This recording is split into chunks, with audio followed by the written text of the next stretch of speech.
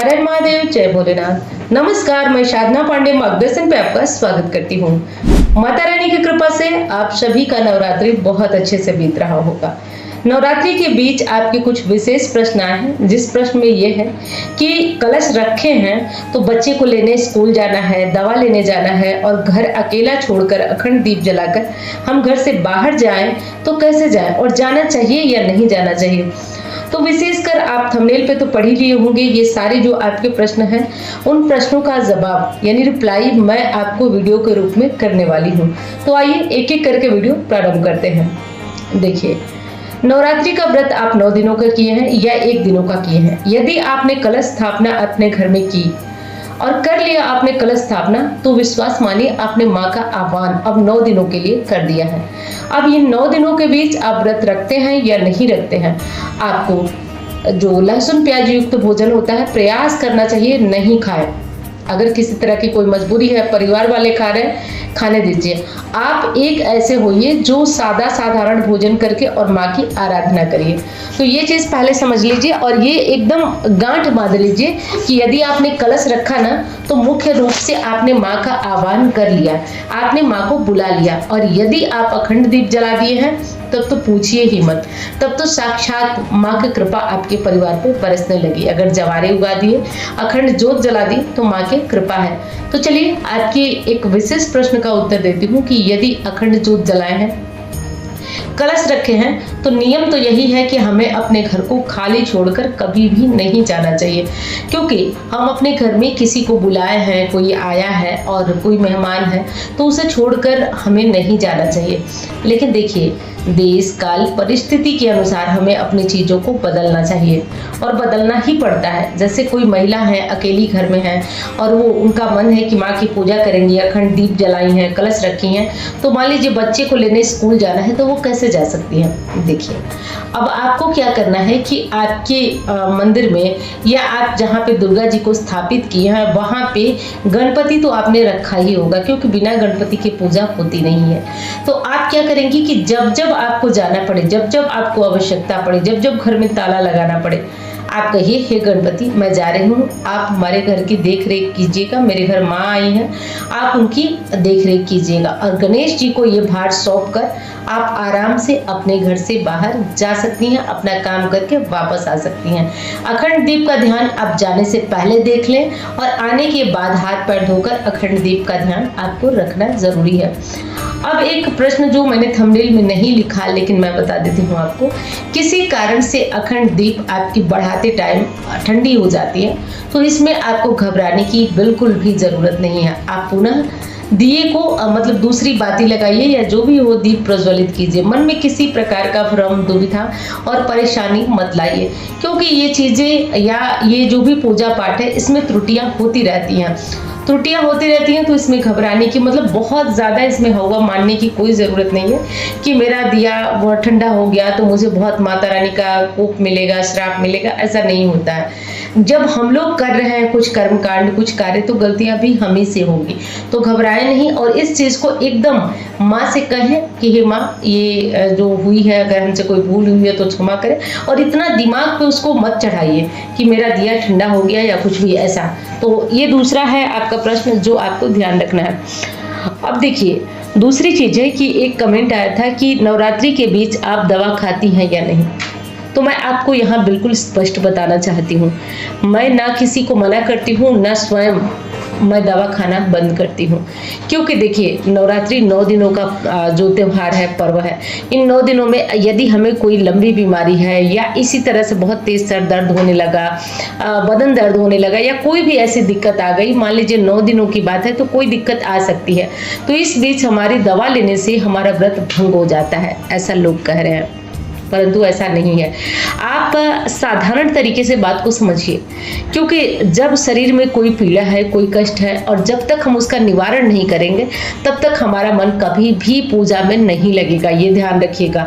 इसलिए सबसे पहले हमें जो भी समस्या है उसकी दवा लेना जरूरी है। और जरूरी है, ध्यान रखिए, ये मत कि आप थायराइड हुआ है या बीपी है, शुगर है, कुछ भी है, आप 9 दिन बाद दवा लें। 9 दिन में आपकी स्थिति गड़बड़ हो जाएगी। इसलिए आप दवा जरूर लेते रहिएगा। इस विशेष बात को आप जरूर समझ लीजिए।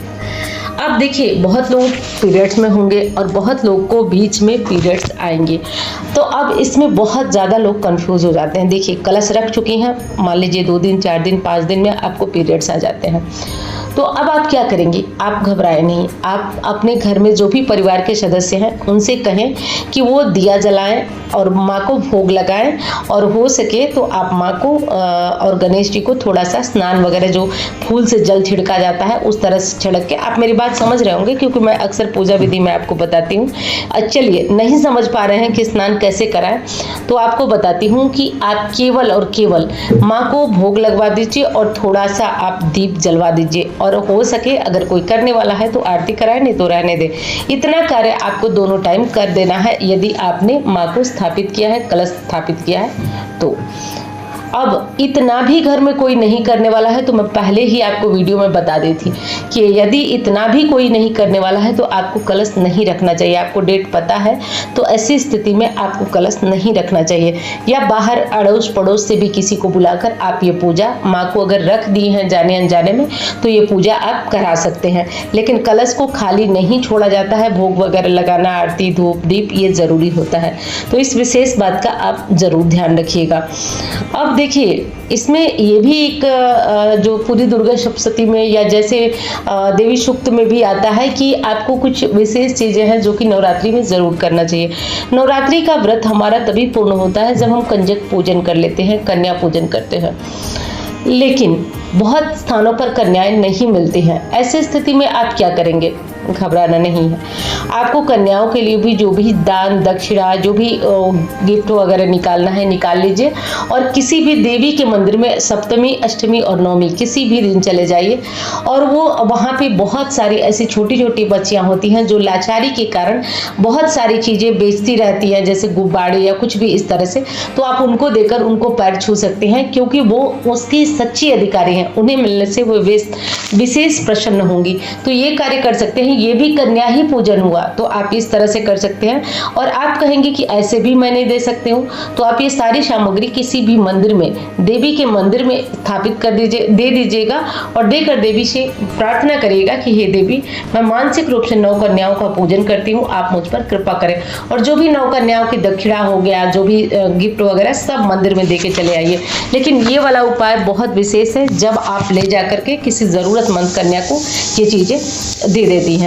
तो ये चीज़ आपको बहुत अच्छे से ध्यान रखना है और करना है। और हाँ दोस्तों, वीडियो यदि आपको पसंद आ रही है तो प्लीज़ लाइक करिएगा। चैनल को आपने सब्सक्राइब नहीं किया तो ज़रूर कर लीजिए। अब एक आध प्रश्न और आया था कि क्या कन्या पूजन न करें तो हमारा जो व्रत है वो अधूरा रहता है। देखिए, ये श्रीधर वाली कथा आप लोग जानते होंगे कि कन्या पूजन नहीं करने से श्रीधर का व्रत, मतलब माता ने स्वयं उन्हें बोला था। तो ऐसे में क्या करना चाहिए? हमें जो है कन्या पूजन नहीं कर पा रहे हैं तो किसी तरह का कोई मलाल करना चाहिए, क्या करना चाहिए? तो मैंने आपको उपाय बहुत अच्छे से बता दिया। इसमें किसी प्रकार का मलाल मत करिए, क्योंकि आज भी बहुत स्थानों पर कन्या पूजन के लिए कन्याएं नहीं मिलती हैं। लोगों को लगता है कि ये भ्रम है, टोटका है, या किसी तरह का कोई ऐसा कार्य किया जाएगा जिससे कन्याओं को हानि होगी, तो इसलिए भी लोग बच्चियों को नहीं भेजते हैं। तो अगर नहीं मिल पा रही हैं तो आप इस तरह के कार्य कीजिए जो मैंने आपको बताया। अब एक और विशेष चीज है जो मैं आपको बता देती हूँ, जिसका कि ध्यान आपको जरूर रखना है। हवन और कन्या पूजन को लेकर हर बार दुविधा होती है। पहली चीज कि हवन कब करना चाहिए। देखिए, हवन हो सके तो आप अष्टमी में भी कर सकते हैं, नवमी में भी कर सकते हैं। हवन से पहले कुछ विशेष बातों का ध्यान रखना होगा। जैसे हवन से पहले आप जितना मंत्र जपने का संकल्प लिए हैं वो पूर्ण होना चाहिए। यदि प्रतिदिन 13 अध्याय दुर्गा सप्तशती का खत्म कर रहे हैं तो 9 दिन के हिसाब से अष्टमी में यदि हवन कर रहे हैं तो आपका पाठ 9 दिन के 9 बार होना चाहिए। और यदि आप एक एक करके, जैसे मैं बताई हूँ वीडियो में, वैसे पाठ कर रहे हैं तब भी आपका पूरा अध्याय खत्म होना चाहिए, और तब जाकर के आपको हवन करना चाहिए। अब बारी आती है कि पहले हवन करें या कन्या पूजन। तो देखिए, कोई भी पूजा होता है, पहले जो होता है हवन होता है, पूजा समाप्त होती है उसके बाद भोज होता है, पूर्णाहुति स्वरूप भोज होता है। तो पहले हम हवन करते हैं, फिर पूर्णाहुति में कन्या पूजन करते हैं, कन्याओं को भोजन कराते हैं। तो ये चीज़ ज़रूर ध्यान रखिए। एक और विशेष चीज़ आपको बता देती हूँ कि जब भी कन्याएं हमारे घर में, एक कन्या मिलती है, आप लोग घबराइएगा नहीं, 2 मिलती है, 4 मिलती है, जितनी कन्याएं मिले, अगर मान लीजिए 9 की संख्या में नहीं मिलती हैं, जितनी मिलती हैं आप उनको घर के अंदर ले आइए, उनके पैर धुलवाइए, मौली बांधिए, उनको तिलक करिए, उनकी आरती उतारिए, उनको जो कुछ भी खिलाना है खिलाइए, गिफ्ट दीजिए। और हाँ, एक चीज़ ज़रूर करिए, उनके हाथ में कुछ पैसे ज़रूर रखिए, क्योंकि दक्षिणा बहुत ज़रूरी है। भोजन जब भी आप किसी को कराते हैं या किसी भी प्रकार का दान देते हैं, उसके बाद दक्षिणा दी जाती है, क्योंकि ये हमारे शास्त्र का नियम है। मैं यहाँ पे आपको बताती हूँ, ऐसा हमारे शास्त्रों में दक्षिणा का अर्थ ये हुआ कि आपने जिसको ये दान दिया वो स्वीकार किया या नहीं, क्योंकि दान तो आपने दिया, वो स्वीकार करेगा या नहीं ये उसकी मर्जी है। और जब आप दक्षिणा देते हैं तो इसका अर्थ ये हो जाता है कि उसने आपके द्वारा दिया गया दान स्वीकार कर लिया है। तो दक्षिणा बहुत ज़रूरी है, ये दक्षिणा आपको कन्याओं को ज़रूर देना है। दक्षिणा में आपको सिक्का एक ज़रूर देना है। आप एक का 2 का जो भी मिले वो सिक्का आप 11 रुपये, 21 रुपये, 50 रुपये, 51 रुपये, जो भी आपको बन पड़े अपने हिसाब से वो आप देते जाइए, करते जाइए। तो ये विशेष चीज़ है जिसका कि ध्यान आपको अवश्य रखना है।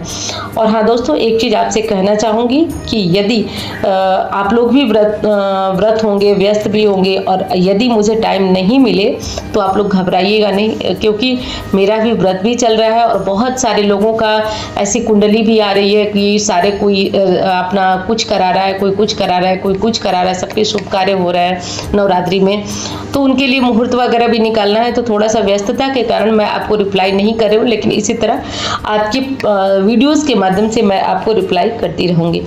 अब देखिए, एक और प्रश्न आया था जो बहुत ज़्यादा लोगों की समस्या होगी कि जवारे जो हैं वो चूहे खा जा रहे हैं, या कलश पे रखा हुआ जो अनाज है वो चूहे खा जा रहे हैं, या कलश के नीचे जो हम चावल बनाकर अष्टदल बनाए हैं उसको चावल खा जा रहे हैं। तो फिर हम क्या करें? या कई लोगों के कलश ही चूहे गिरा देते हैं। तो देखिए, इसमें घबराने की बात नहीं है, ये गणेश जी की सवारी है, यदि खा रहे हैं तो इनको खाने दीजिए। लेकिन कलश रखने से पहले ये ध्यान हमें रखना चाहिए कि जो कलश के नीचे चावल है वो बहुत ज़्यादा न रखें, ताकि वो एक ढेर पे रहेगा, ताकि चूहे जब नीचे से कुदड़ देंगे तो वो कलश आपका गिर जाए। ऐसा नहीं होना चाहिए, लेकिन किसी कारण से ऐसा हो जाता है तो आप उसे ठीक कर दें, सही कर दें, क्योंकि ये गणेश जी की सवारी है, किस तरह से मारना, पीटना या नुकसान करना ये बिल्कुल सही नहीं है। अब जवारे भी कुछ लोगों के हैं जिनको चूहे खाते हैं, बहुत परेशानी होती है।